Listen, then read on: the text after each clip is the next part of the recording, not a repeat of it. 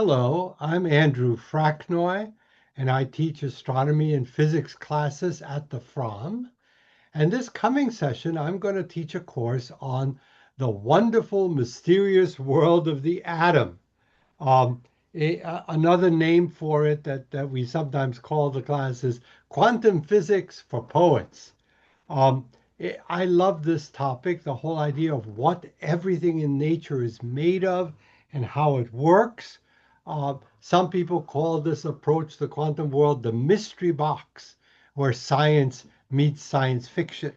But in fact, it's not so mysterious. We have ways of understanding the world of the atom, which are appropriate for anyone. I get questions about this class as, is it going to be too hard for my brain? But my philosophy is the same as Einstein's. If you can't explain it simply, maybe you just don't understand it well enough. So I've spent a lot of time trying to understand our modern view of the atom, and I think I'll be able to explain it in everyday words with analogies, with pictures, and in ways that anyone, regardless of your background in science, can understand. So what are we going to talk about? Here's a rough outline of the class. This is an ancient question. What's everything made of? And we'll take a look at some of the earlier answers that scientists came up with. And then we'll look particularly at the world of physics toward the end of the 19th century, the beginning of the 20th century, when hints of the strange first entered our understanding. And once we know a little bit more about that transition time, we'll then talk a little about quantum mechanics and how it affects our understanding of light, how it affects our understanding of matter, atoms, and then we'll talk about the uncertainty principle, which you may have heard of, but many popular accounts get wrong. What does it mean that there's uncertainty built into the world?